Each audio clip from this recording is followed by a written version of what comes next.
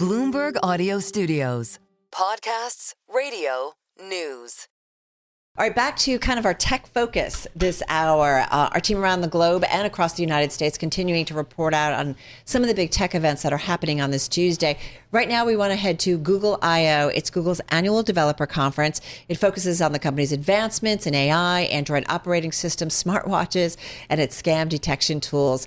And Tim, it's happening right now in Mountain View, California. That's where we find Bloomberg News technology reporter Jackie Davalos with Google's Liz Reid. She's vice president and head of search at the firm. Hey, Jackie.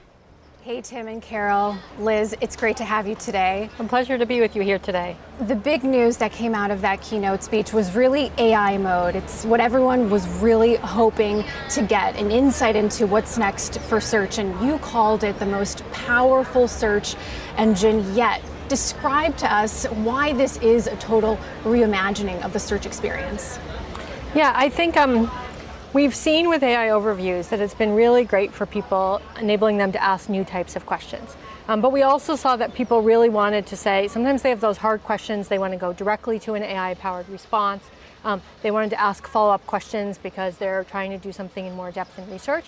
And so we really thought about what does that experience look like for people, and how do we bring it in so that they can ask truly their hardest questions, and then continue to explore and take action throughout the web.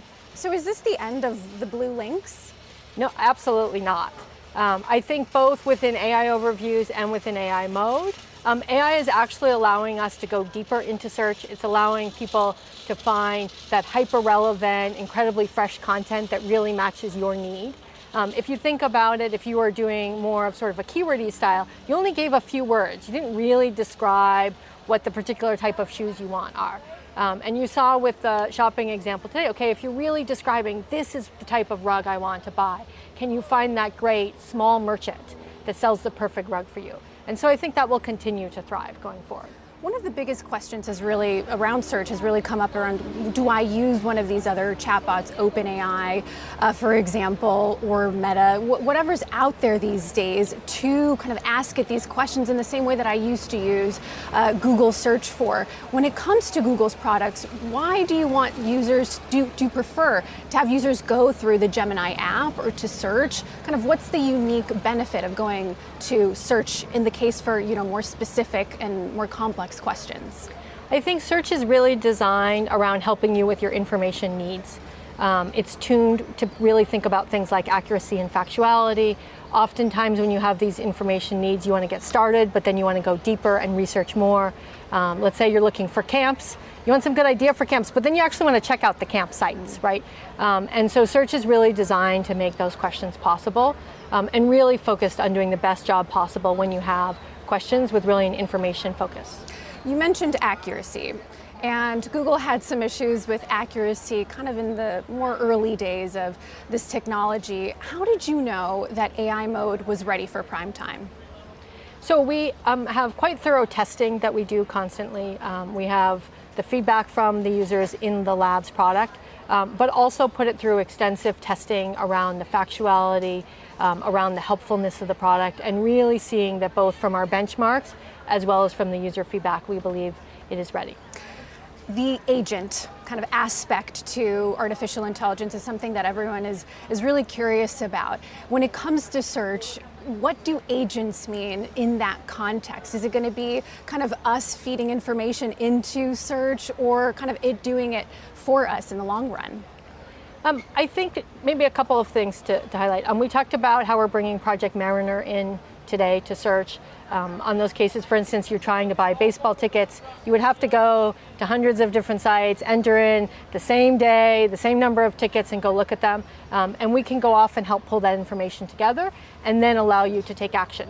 But I think this is an important part of agents, is agents should be taking the drudgery out of the work for you. That's how we think about it in search, but still keeping you in control, right? So what's the part of the task you don't want to do, but then coming back and saying, well, which of these do you want, right?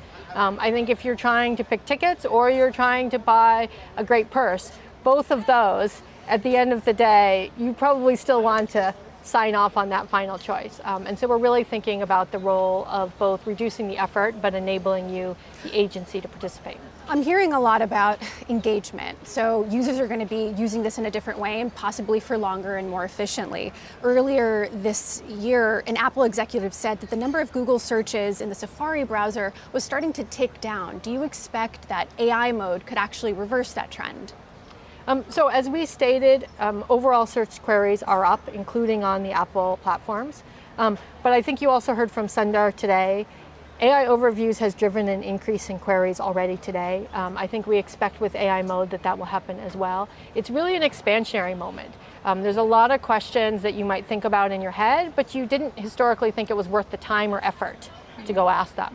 And as technology unlocks this, we saw this with AI overviews, people just come and they ask that question that used to pop in their head and they would let go and do that. And so we really expect the space to grow over time. One of the areas that I know publishers and content creators are really curious about is kind of what the longer term impact of AI overviews is on them. Can you kind of break down how you expect AI mode kind of largely available to affect that cohort? So I would say two things. We saw with AI overviews that pages with AI overviews drive higher quality clicks to websites, which means people spend more time on them. They're really engaged on them. So it's a good thing for publishers. So I think that's a great thing of getting really high quality content. And we are looking forward to doing the same thing with AI mode as well. I think we're going to continue to find deeper parts of the web, that really incredible hyper relevant content. But I would also say I still expect the vast majority of people to interact primarily on the main search experience with AI overviews. AI mode is really for those harder tasks. It's for the subset of people that really want to be on that sort of cutting edge frontier of models. But AI overviews and the main search page continues to be a great place for a lot of your questions.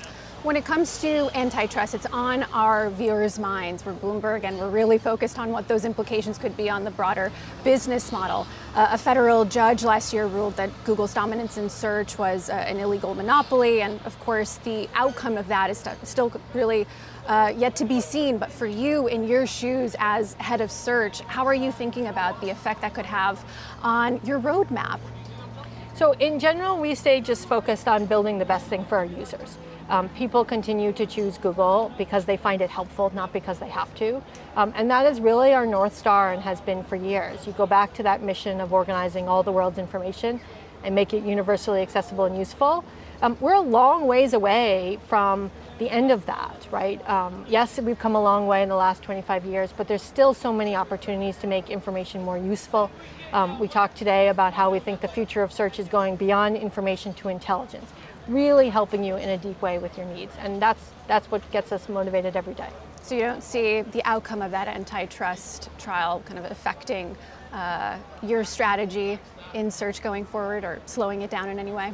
So we don't generally comment on pending legislation, but I think in general we'll continue to try and build amazing products for users that people love, just as we have over the last 25 years. Liz Reid, thanks so much for joining us. Thank you for having me. Carol.